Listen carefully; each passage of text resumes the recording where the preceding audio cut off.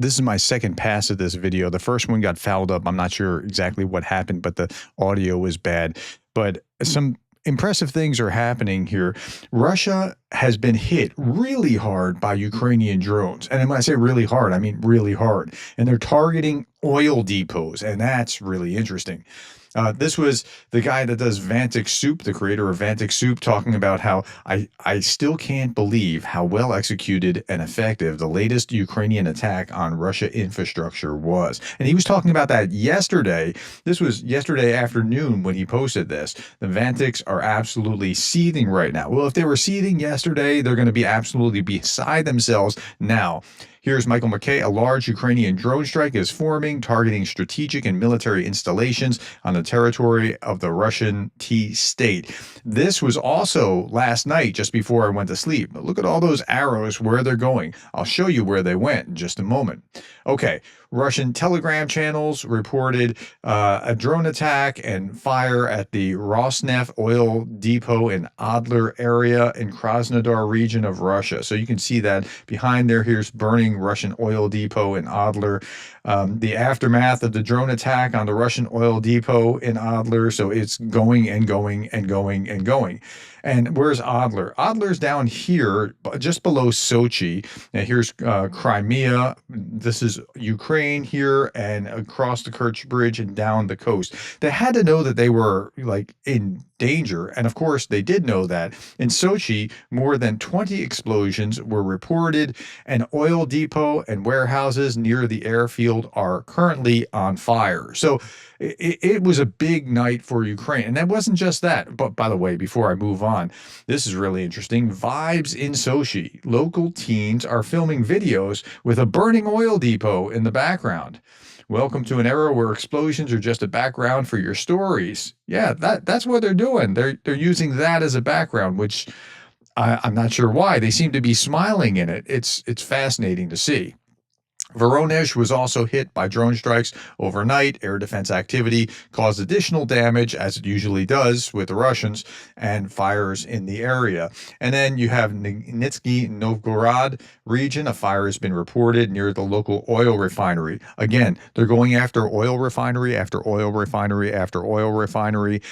Somebody was asking me, so Professor Gerdes, do you know, did they get like permission to take the gloves off and go after oil refineries? Like the U.S. seemed to have put the kibosh on that.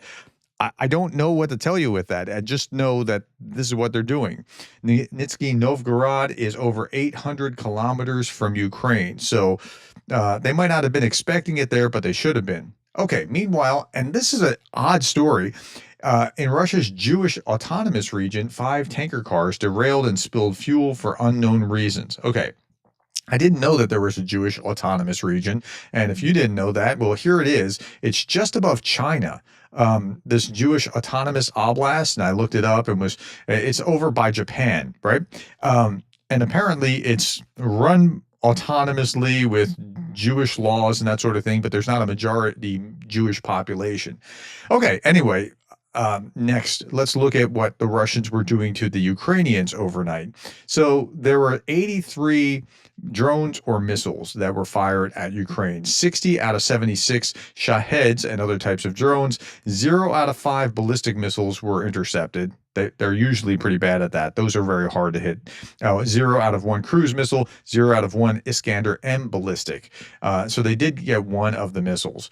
Okay, last night was 83 objects. The night before was 53 objects. So I'm telling you, in a couple of days, whether it's tomorrow or the next day or the next day, somewhere very soon, you're going to see 300, 400, 500, some big hit. This is what the Russians tend to do now.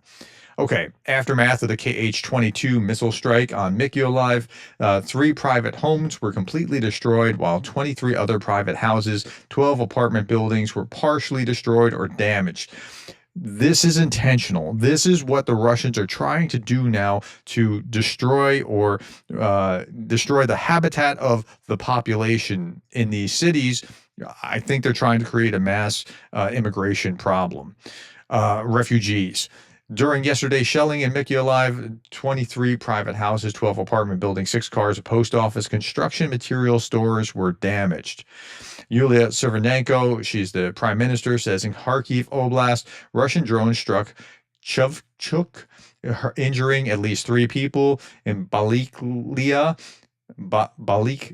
yeah. More private homes were targeted. Russia is continuing to wage war not against Ukrainian forces, but against Ukrainian civilians. This line is, I think, the story of the war. Russia is continuing to wage war not against Ukrainian forces, but against Ukrainian civilians. This is intentional. Okay, shaken by constant drone attacks, residents of Konstantinivka in Ukraine's Donetsk region are fleeing their homes. Look, I was just talking to Greg Terry, my last video that just dropped. And part of the reason why the last iteration of this was so bad, I have like 40 tabs open to different stories. And on top of that, I was doing a video with Greg before I did these. And then it just like, it overwhelmed my system. I just finally had enough and bought a new computer. So it'll be here in a couple of days. Okay. So what we were talking, and like if you're anywhere 25 kilometers from the Russians, they can hit you with drones, I mean FPV drones, and constantly harass you and that sort of thing. And that's what's going on here. So, okay, shaken by these drone attacks, these residents of Konstantinivka are fleeing their homes. Here in Donetsk, and again, they're going after this destruction. The term orc, the more I think about it, is correct in the sense that this is just an army that's trying to destroy you. That's all it is. They're not going after military, they're trying to destroy you. In Donetsk, we talked about the water for the last 2 days. Donetsk was one of the richest cities in Ukraine. It's a collection of water. This person's collecting water from a puddle formed by a burst pipe. This is what the liberators have done to Donetsk. Right? She's scooping up water from a burst pipe because that's what life is like now. Business Ukraine magazine. This is commentary, but it's insightful. A Ukraine without Ukrainians. Putin's invasion is not a conventional war for land of resources. It is a genocidal campaign to destroy Ukraine as a state and as a nation. I believe that that's what's going on right now. Okay, let's turn our attention to the battlefield. 920 Russians off the battlefield. That's on the lower side. 0 tanks. And the tanks, I've been scratching my head about this. Why there's so few tanks? Is it just that drones are so dominant in the like gray zone between the two armies that tanks really can't do anything? Or are they saving it up for some kind of rainy day? I don't know. I'm curious. 2 armored fighting vehicles, 43 artillery systems, 135 vehicles and fuel tanks day over day. And then we see Ragnar Gudmundsson's dashboard. Engagements and casualties are below the 7-day average. Okay. And so we see that reflected in a number of places. First, Andrew Perpetua's list. It's a little worse than 1-to-1. Ukrainians getting a little bit worse of the deal than 1-to-1 of materials destroyed, tanks or vehicles or whatever other systems. In the Pokrovsk direction, Russian invaders conducted 28 assaults. That's what I mean by it's low. And in Pokrovsk, there's a salient down here on the southeast end or southwest end. And, I'll show you what Syrskyi said about this in just a moment. Syrskyi said that Russian total infiltration is underway in Pokrovsk. Let me read that again. Total infiltration is underway in Pokrovsk, but Ukrainian forces are neutralizing these groups. So they are getting into the city. There's no question about it. But again, they're doing it differently now. They're not doing these mass assaults. They're coming in small groups, and it's like trying to stamp out the smaller groups rather than trying to hit a large group that's moving forward in mass. Donetsk Oblast sees the fiercest battles as Russia has been trying small groups instead of mass assaults. The mass assaults aren't working. The motorcycles are stupid. Yeah. Okay, Russian sabotage behind Ukrainian lines is increasing. That's behind Ukrainian lines increasing, forcing the defense forces to deploy special reserves. The situation is especially tense in Pokrovsk, Dobropilya, Novopolika, with Syrskyi coordinating counter-sabotage actions on the ground. So, yeah, it's intense. Russian forces in Sumy Oblast are facing serious difficulties, even with many of their elite units in the area, especially near Kindervika. Okay, so the one bright spot is Sumy, which we all thought was going to be something that, the Russians are going to try to overrun Sumy City. But the Ukrainians are holding pretty well there. At the same time, the situation in Seversk has gotten worse. In Pokrovsk, the threat to Pokrovsk itself is growing, so we know that that's the hot spot on the battlefield. Okay, this is a Russian Zaguli. It's used to deliver supplies to Russian positions. It's being struck by a FPV drone. There's the after, and here's the before. So, yeah, that's. I mean, again, how do you fight against drones that you can barely see that can do that? Here's a Russian soldier in a anti-drone thermal suit. It's not working so well because these thermal suits are supposed to hide them, and that's not hiding anything at all. Well, he won't be with us very long. Let's show you the after. Yeah, there you go. Okay, Russians have advanced significantly towards Seversk, clearing Ukrainian dugouts in the tree farms in areas of the pond and reservoir and things. Russians have advanced along the rail line, leapfrogging along the culverts, and then moving up the tree line. Fields are a death trap. Let me repeat this. Fields are a death trap. Every Russian who tries to cross the fields ends up dead. Again, Ukrainians wouldn't be able to go the other direction either. Like there is this 10-kilometer or so, maybe larger, no man's land where it's bad. Like how do you cross it? So that's a good thing for the defenders right now, and it's going to be. It tells us that there's not going to be a quick maneuver kind of strike. Like there's not going to be the quick punch through, and then they're going to be all over. They're on their way to Kyiv. It's not going to happen. It can't happen. Okay. I talked about this yesterday, and it's worth talking about again, about HIV in the Russian army. According to Carnegie Politika, an HIV epidemic has broken out within the Russian army following the invasion of Ukraine. The number of HIV-positive individuals has increased 40-fold, with the main cause being a shortage of syringes in field hospitals.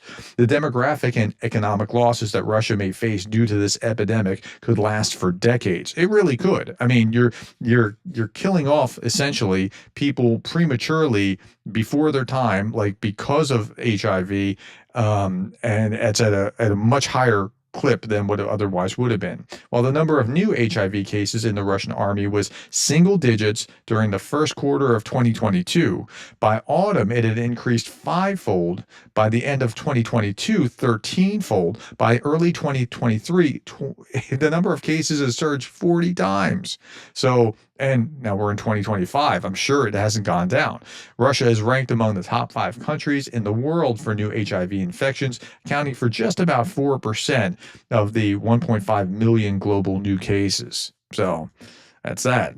Now, meanwhile, Russia is still trying to backfill in the Russian army. The Russian government appears to be intensifying its coercive recruitment tactics, targeting prisoners, conscripts, ethnic minorities from remote regions in Central Asian migrant communities to bolster its depleted forces. They're scraping the bottom of the barrel anywhere that they can go that is going to be people that are in prison or minority groups in very rural areas, that this is a better deal than what they have to survive on where they are. Anywhere that they can go where they're not going to cause the population to uprise and revolt if they have mobilization. Remember, Russia still hasn't mobilized fully. If they did, that changes the game pretty significantly. But Putin also knows that if he does, he could be, see a color revolution, and he's deathly afraid of a color revolution. All right, Russia now uses jet engines in Shahed drones, and this just happened yesterday. This was posted, and I've only seen it like within the last week or two. Now these drones are like small and multiple cruise missiles. The new Shaheds are significantly faster, reaching speeds of over 500 kilometers per hour. Yep, Russia's getting better at this, and that's unfortunate. Meanwhile, Ukrainian soldiers are training British personnel in drone operations. Isn't that interesting? Like that's what's going on in Great Britain. With a new style of sports star at the cutting edge. What does it feel like? Does it feel like you're actually in the thing? You're in the zone. You're there. You're in it. But this is the military, and there's a mission behind everything. Yeah. So Ukrainians are actually teaching the British how to do this, and Ukrainian technology is going to America. So like we're catching up. It's really interesting how strong the Ukrainians have been, how their technology is just leading the way. Okay, meanwhile, here's an FPV drone sitting in ambush, waiting for a Russian infantry to pass. And this is exactly why I'm saying it's just there's this dead zone in between. Like, this is not going to work out well for this guy, and he knows it. Threw his rifle away and ran. Okay. Yeah. Last little bit, back by popular demand. My wife really liked this. Here is the cat kneading the Ukrainian soldier. This is combat cats that are massage therapists. And yeah, that's where we are. Last little bit I want to show you here is this was my video, my first iteration of this video, and then I went to church and then came back and was like, oh, this is problematic. So just listen to it for a second and you'll understand what happened. Massive drone attack in Russia. Ukrainian drone attack going after lots of oil. I'm not sure what happened, but I apologize for that, my friends. You deserve better, and I just ordered a new computer, so that won't happen. It'll have the bandwidth or the ability to do what I'm trying to do, even though I'm taxing it pretty heavily. All right. Thank you for your time, the likes, the shares, the subscribes, and thank you for being the kind of person that cares about Ukraine.